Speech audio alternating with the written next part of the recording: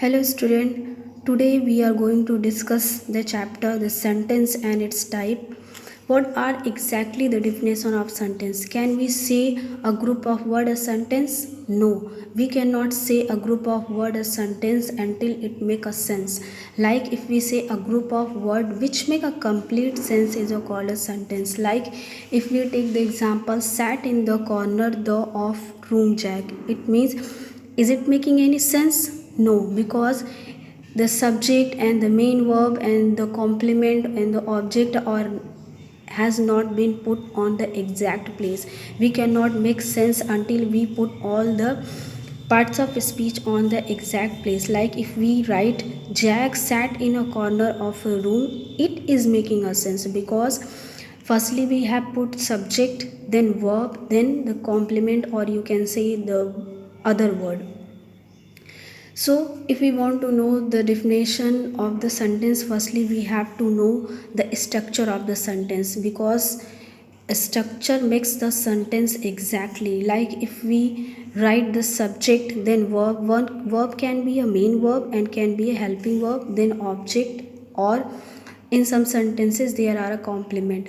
So these are this is the structure of the sentence. If we put according to this structure, that will make a sense. Like Abhishek studies English. Here Abhishek is subject, study verb, and it is a main verb and English object. Okay, so it is making a sense, so that is called sentence. Second example, we are playing cricket. We subject are helping verb, playing main verb, cricket object, so it is also making a sense. Now third example is he is my best friend. He subject here is making is working as a main verb, and my best friend is a complement. Complement means that things that the group of word that tells about the subject. Okay, so this is the definition, or you can also say this is the sentences that are making the exactly sense. So if we want to know exactly the sentence, we should also know about the part of the sentence because it is very important in a sentence. So part of the sentence have to firstly subject and then predicate. Okay, so what is subject? Subject informs you who or what sentence is about. Okay, it means the subject is always a thing or a person that do any action, and predicates are those that tells you about what the subject has done in a sentence.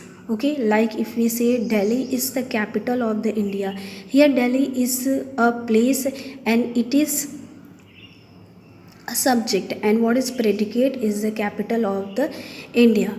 So she may win the prize. Now she is a subject, may win the prize predicate because she is doing something, she has done some action, that's why she got the prize. So the subject has done something, and what the subject has done is a predicate. Student, let's know what are the kinds of the sentence. The sentence has been classified on basis of their structure and the nature, because sometimes the student get confused what are the exactly kind of sentences. They only know the 4 or 5 kinds of sentences: assertive, interrogative, imperative, exclamatory, and optative. And some student be confused when someone say that simple sentence, compound, and complex. They always get confused what are the exactly kinds of sentence. So that's why the sentence has been classified on their basis. Firstly we will study on the basis of their structure. So on the basis of their structure, the sentence has been divided into 5 kinds. So first kind of sentence is assertive sentence. What the exactly assertive sentence is? Assertive sentence gives some facts or to describe event or thing. It always describes some event and also a thing. Like she may win the prize, it means the sentence has been described here. This assertive sentence is describing the event. It means she has done some action, that's why she is getting prize. So it is describing the event. And Komal is not living in Patna. So here Is not living in Patna Komal is describing a thing or a event. So exactly assertive sentence gives you the fact. What are the interrogative sentence? I think it is very easy to all of you because it is only used to ask questions like what are you doing, where are you going, where are you coming from. So all these sentences which you are going to ask to someone, that is called interrogative sentence. Is do you read any newspaper, who is the prime minister of India? So this sentence is a interrogative sentence. Now third kind of sentence is imperative sentence. Imperative sentence are those that this describes order, request, advice, warning. It means if you are ordering someone, you will use the imperative sentence. If you are requesting to someone, you will use imperative sentence. If you are advising or warning to someone, you will use imperative sentence. Like come in time, in this sentence it is imperative because it is ordering. So someone is ordering you to always come in time. And don't pluck the flower, it is someone is warning you. And never tell a lie is a advice because someone is advising you that you should never be lie to anyone. So the most important thing you have to know about imperative sentence, that here is you is the only subject that is every time being hide in imperative sentences. Okay, so it means someone is asking, someone is ordering, someone is warning, someone is advising you, so that's why you has been hidden here. Now fourth type of sentence is exclamatory sentence. It always expresses the strong and sudden feeling, like if you are being surprised somewhere, if you have been felt sorrow, if you are enjoying something, if you have been angry to anyone, you will use exclamatory sentence. Like how beautiful, it means you have been enjoying, you are enjoying, so that's why you will use exclamatory sentence. Like how dare you, here you are being angry to someone, so you will use exclamatory sentence. Alas, he is dead, it means you are being sorrow, so you will use exclamatory sentence. Fifth type of sentence is optative sentence. Optative sentence always expresses wish, prayer, curse to someone. It means if you are wishing to someone, if you are praying for someone, if you are cursing to someone, you will use optative sentence. Like wish you a very happy new year, wish you a happy birthday. All the sentences you use, that is a optative sentence.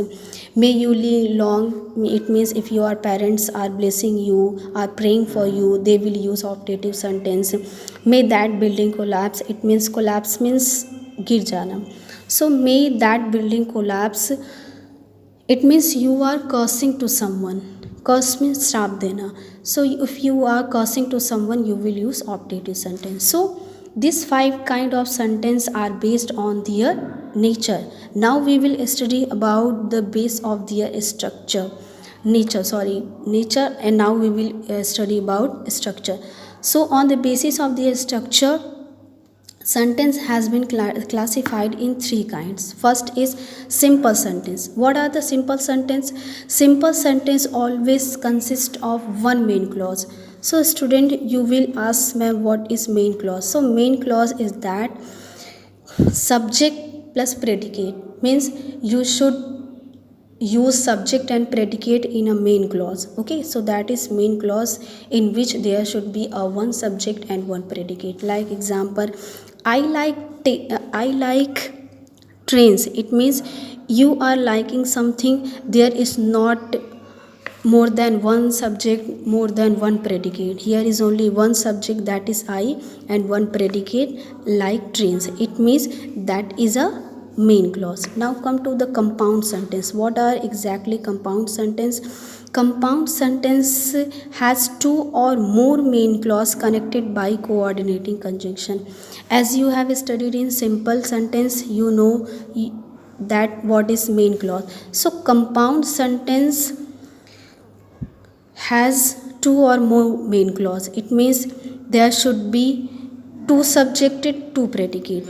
two subject, two predicate, and they will be connected by coordinating conjunction. Coordinating conjunction, you know that fans boy you have studied in previous classes. So fans boys, for, or, but, all these are the fan boys, many other.